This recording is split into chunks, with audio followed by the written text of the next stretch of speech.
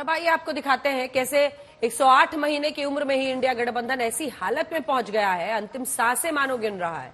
कहा तो विपक्ष के 26 दल मिलकर बड़े बड़े दावों के साथ पीएम मोदी को हराने के लिए इंडिया गठबंधन बनाया। जिस तरह से कहीं ना कहीं बीजेपी लोकसभा में पूर्ण बहुमत के आंकड़े से 32 सीट दूर रह गई, 240 पर सिमट गई। इंडिया गठबंधन को लगा कि फॉर्मूला काम कर गया, लेकिन लोकसभा चुनाव के बाद जब नंबर हरियाणा चुनाव का आया, हरियाणा विधानसभा चुनाव का, कांग्रेस बुरी तरह हार गई। महाराष्ट्र में पीएम मोदी ने इंडिया गठबंधन को बुरी तरह से परास्त कर दिया। अब ऐसा लग रहा है कि कांग्रेस इंडिया गठबंधन में विलेन बन गई है और अब ऐसा लग रहा है कि जैसे हर कोई कांग्रेस से किनारा करना चाहता है। ये देखते हैं राज्य दर राज्य कैसे इंडिया गठबंधन में सभी बिछड़ने लगे हैं बारी बारी। इंडिया गठबंधन में राहुल गांधी को कमान पर तकरार।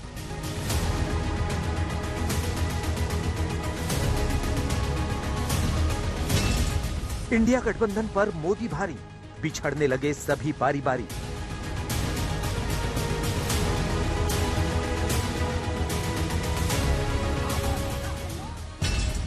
कांग्रेस की 2 हार और इंडिया गठबंधन में पड़ गई दरार।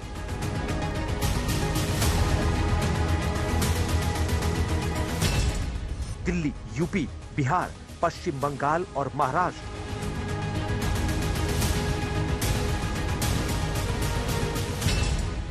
18 महीने के भीतर क्यों अंतिम सांस ले रहा इंडिया गठबंधन?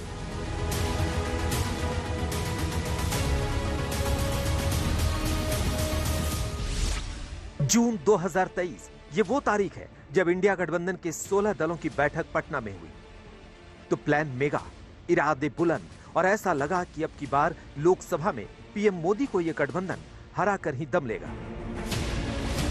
इसके बाद इंडिया गठबंधन में पूरे 26 विपक्षी दल एक साथ आ गए तो लगा कि राजनीति के कैनवास पर इससे बड़ी और विपक्ष के सबसे बड़े शक्ति प्रदर्शन वाली तस्वीर कोई हो ही नहीं सकती।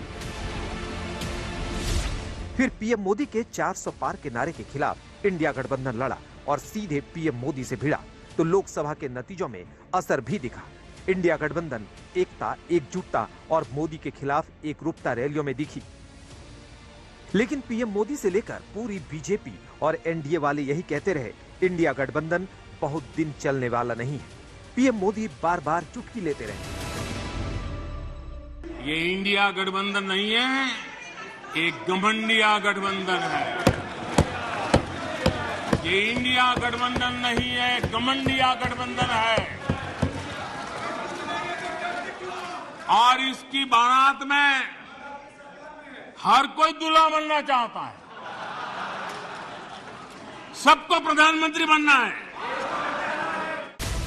और इंडिया गठबंधन की बैठक में लालू यादव ने राहुल गांधी को दूल्हा और बाकी दलों को बाराती बता दिया और इस तरह से इंडिया गठबंधन की कमान कांग्रेस पर आ गई। लेकिन शायद उस वक्त भी राहुल गांधी का दूल्हा बनना कई लोगों को रास नहीं आया और वो नीतीश कुमार जिनकी अगुवाई में इंडिया गठबंधन की शुरुआत हुई, वही बीच में पाला बदलकर पराये हो गए।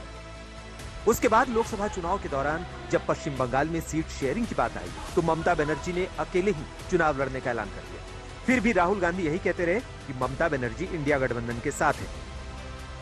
लेकिन एक कहावत है, पूत के पैर पालने में नजर आ जाते हैं। बीजेपी यही कहती रही, ये इंडिया गठबंधन चलने वाला नहीं है। इंडी वाले देश के बदले मिजाज को नहीं समझ पा रहे हैं।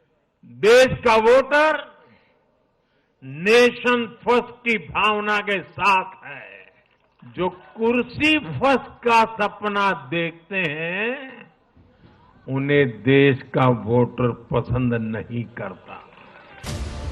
लोकसभा चुनाव के बाद भी लगा कि इंडिया गठबंधन आगे चलेगा, लेकिन गठबंधन धर्म कांग्रेस ने तोड़ा। हरियाणा विधानसभा चुनाव में आप को अकेले छोड़ा। नतीजा ये हुआ कि कांग्रेस ओवर कॉन्फिडेंस में हरियाणा हार गई और उसके बाद महाराष्ट्र में भी इंडिया गठबंधन को बीजेपी ने चारों खाने चित कर दिया और अब इंडिया गठबंधन में कांग्रेस विलन की तरह नजर आ रही है। राहुल गांधी के नेतृत्व पर सवालों का पुलिंदा सा बंधने लगा है। जिन जिन राज्यों के राजनीतिक दलों ने मिलकर इंडिया गठबंधन बनाया, अब सभी कांग्रेस से किनारा करते नजर आ रहे हैं। सबसे पहले बात दिल्ली की करते हैं। दिल्ली में लोकसभा चुनाव कांग्रेस और आम आदमी पार्टी ने मिलकर लड़ा। और 7 लोकसभा सीटों में से 3 पर कांग्रेस लड़ी और 4 सीटों पर आप लड़ी, लेकिन सभी सीटों पर इंडिया गठबंधन हार गया। इसके बाद हरियाणा में आपने गठबंधन की बात कही तो कांग्रेस ने किनारा कर लिया और कांग्रेस का हरियाणा में बंटाधार हो गया। उसके बाद कांग्रेस को इंडिया गठबंधन के साथियों ने नसीहत देनी शुरू कर दी। अगर कांग्रेस और आप साथ लड़ती तो ये हश्र नहीं होता। हरियाणा में इंडिया गठबंधन नहीं बन पाया क्योंकि वहां कांग्रेस को लगता था कि बस हम अपने ताकत पर, अपने बलबूते पर जीतेंगे तो सत्ता में और कोई भागीदार नहीं चाहिए। मुख्यमंत्री तो कांग्रेस का बनना था, सरकार कांग्रेस की बननी थी। हम लोग कह रहे थे गठबंधन कर लो, गठबंधन कर लो, गठबंधन कर लो, गठबंधन नहीं किया। अब इसके बारे में कांग्रेस पार्टी से पूछिए, हमको कुछ समझते ही नहीं थे। अब फरवरी में दिल्ली विधानसभा चुनाव है। दिल्ली में अब कांग्रेस और आप का गठबंधन नहीं है। दिल्ली में अकेले दम पर लड़ेगी आम आदमी पार्टी।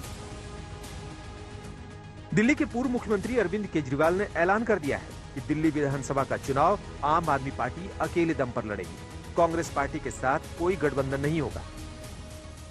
विधानसभा चुनाव की अब सुगबुगाहट शुरू हो गई है, गठबंधन की लगातार बातें चल रही हैं, तो क्या दिल्ली में कोई गठबंधन नहीं होगा? दिल्ली में विधानसभा का कार्यकाल 23 फरवरी को खत्म हो रहा है, यानी अगले साल जनवरी में किसी भी समय विधानसभा चुनाव की घोषणा हो सकती है। आम आदमी पार्टी अपने उम्मीदवारों की 2 लिस्ट जारी कर चुकी है। दूसरी लिस्ट में आपने मनीष सिसोदिया की सीट बदलकर चंकुरा दे दी है, जबकि पटपड़गंज से अवध ओझा को टिकट दिया गया है। आज तक ब्यूरो।